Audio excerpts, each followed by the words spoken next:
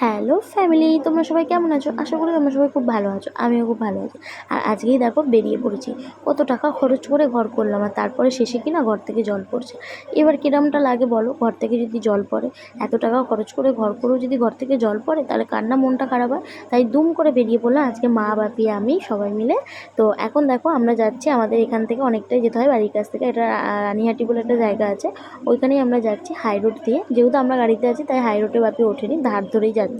তো অবশেষে দেখো আমরা এখানে পৌঁছে গেলাম, আর এখানে এসেছি আমরা টাইলসের দোকানে। মানে যেখান থেকে আমরা আমাদের ফ্লোরের টালি এই তুলেছিলাম, সেখানেও এসেছিলাম, বাট সেখানে আমাদের পছন্দ হয়নি। তার কারণে আমরা দেখো এখানে চলে এসেছি একটা টালির দোকানে। এবারে তোমরা বলবে তোমাদের তো ঘর হয়ে গেছে, টালিও বসে গেছে। এই যে এই টালিটা আমাদের ফ্লোরে বসেছে।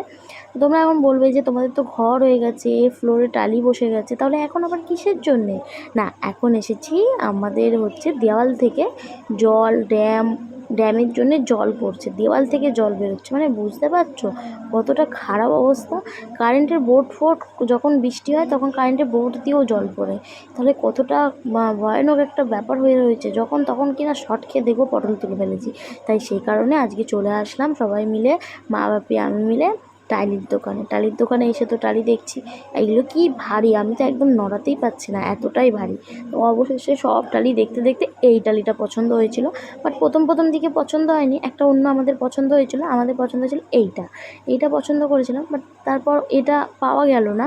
মানে এক দু পেটি মাল মিসিং আছে, তো বলছে 2-3 দিন সময় লাগবে। তো 2-3 দিন সময়ের জন্যে আমরা 2-3 দিন সময়টা নিলাম না, কারণ অলরেডি আমাদের মিস্ত্রি লেগে গেছে। তো তাই কারণে আমরা ওই টালিটাই নিলাম। আর ওই টালিটা, আর একটা টালিও নিয়েছি। তো অবশেষে দুখানা টালি আমাদের পছন্দ হয়ে গেছে, যেহেতু দুখানা ওয়ালের মানে পুরো ঘরটার মধ্যে মানে দুটো টালি লাগাচ্ছি, দুরকম টালি লাগাচ্ছি। তো হয়ে যাওয়ার পর এখানে দাম দর করে নেওয়ার পর কিছুতেই দাম ছাড়বে না। প্রথম দিকে ব্যবহারটা ভালো লেগেছিলো বলে আমরা এই দোকানেই আসলাম। তো যাই হোক, এখানে দেখো আমাদের গাড়ি লোডিং হচ্ছে, আর বাপির গাড়িটা লোডিং অলমোস্ট হয়ে গেছে। তো বাপি লোডিং করছিল। তো এখানে লোডিং করার সময় একটা প্রবলেম হয়েছে, বাপি যখন লোডিং করছিল পাথরগুলো ভিতরে নড়ছিল। তখনই বাপি বলেছে যে পাথরগুলো নড়ছে। সাথে সাথে আমি ওনাদেরকে বললাম যে পাথরগুলো কিন্তু নড়ছে, বোধহয় ভাঙা আছে অনেকগুলোই। তো ওনারা বললো যে ভাঙা থাকলে আমরা করিয়ে দেবো। তখন আমি বললাম তাহলে কি আমি আবার আসবো? তখন বলছে যে 1-2 পেটি তাহলে আমি এক্সট্রা দিয়ে দিচ্ছি। তো আমাকে 1 পেটি এক্সট্রা মাল দিয়েছিল। আর আমি বললাম যদি অনেক ভাঙা থাকে তখন কি করব? বলছে না না, অনেক ভাঙা থাকবে না, 1 পেটি এক্সট্রা দিয়ে দিচ্ছি।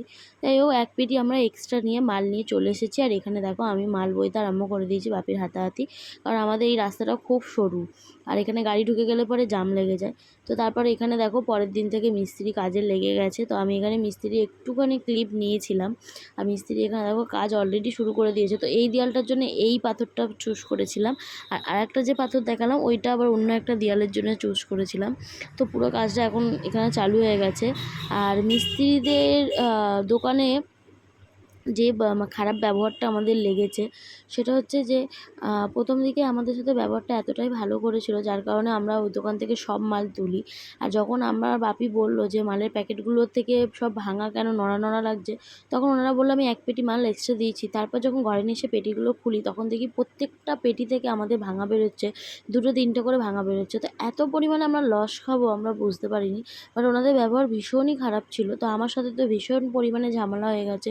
আমি লিটারেলি ফোন করে করে ভিডিও কল করে করে দেখাচ্ছি যে দেখো তোমরা কীরকম মাল দিয়েছো, এত মাল ভাঙা বেরোচ্ছে, যখন মালগুলো ড্যামেজই ছিল, তাহলে তোমরা কেন এই মালগুলো দিলে?